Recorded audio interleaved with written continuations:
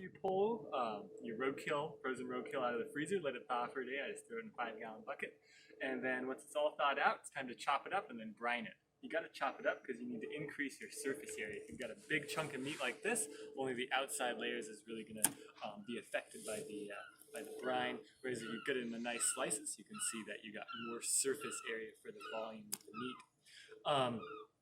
Once you've chopped it up, I like to take off all the gross bits. You'll see I've got like some kind of like bloody bits here.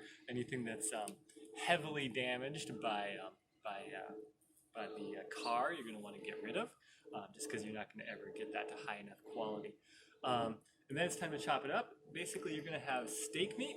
I like to separate in good clean steak meat, and then you're going to have meat that's got a lot of silver skin in it. That's probably going to go into the stew pot, but they're both going to want to be brined before you do that.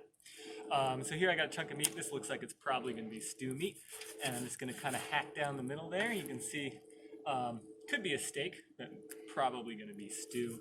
It's got a decent amount of silver skin in there. And of course, you're going to want to make sure you practice good knife safety, so keep your thumb and fingers tilted in, bent in when you're cutting, so you don't accidentally cut yourself. If your roadkill deer is gut spilled, you absolutely have to do this brine.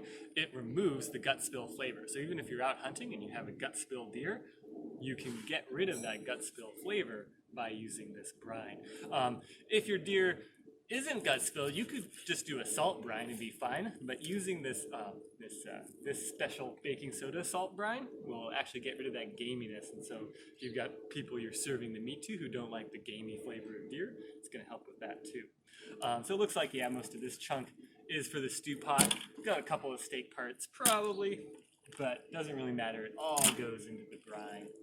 And then once you've got it in the brine, you're going to add some baking soda and some salt. And I'm using just cheap kosher salt, doesn't really matter. Do I measure it? No, but I probably get like a half cup into that 5-gallon. And then a little tiny bit of baking soda, because this meat wasn't gut spilled, so I'm just going to use a little dash. I would use probably half this jar, maybe more if this was a gut spilled deer. And then I would change that water every day for 3 days if it was gut spilled. With this one, because it's not gut spilled, 1 day in this brine should get rid of any gaminess. Maybe I'll soak it for another like 6 hours in fresh water to get rid of the salt and the baking soda flavor, and then I'll drop into my marinade and be ready to cook.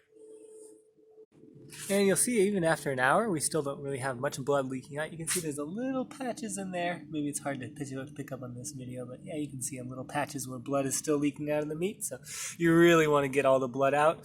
Then you can grind it. But if you're going for steaks, this is the best way I've seen to do it. You can also hang your deer a little beforehand as well if you've got space to do that. That'll get some of the blood out before you do the brine. And so I'm going to strain it real good, use an actual strainer this time, and then it's going in the marinade. This is marinade I used for duck the other day. Don't know if it'll work, but we're going to see. Alright, so one interesting thing that happens when you're rinsing your deer after it's been brined in baking soda is that it forms these bubbles on the top. I'm going to show you how it kind of froths up and you add some water to give it an extra rinse. And my belief is, well, they're definitely non-harmful because we haven't put anything harmful into there. And I bet you it's just saponification of the oils in the deer that are mixing with the high pH to turn into kind of a soap. So non-harmful. Just give it a good rinse. Sometimes I'll even like scrape the foam off and just throw it off to the side. A lot of times, people who harvest wild animals don't know what to do with the calf meat. And I'll tell you, the best trick I've found so far, especially with roadkill, because the calf meat is very rarely bloodshot and never gut spilled, is you can take it and you can pressure cook it. For only I think I put it on medium for 20 minutes here, but just depends how tough you like your meat. Chop it up and then fry it in a fry pan. I'm using coconut oil here just because it's cheap, and then I'll probably throw some butter on top for flavor. And you don't have that super gristly feel that you would with calf meat normally because you pressure cooked it. And it seems almost like the calf silver skin is different than other silver skin. Because I feel like when I do this with, say like a upper leg meat, it's not going to have that same almost like gelatin-like texture. It's going to be much more like rubbery. So anyway, great trick. Also, if you ever have one of these coolers laying around, I got that one from free on the side of the road.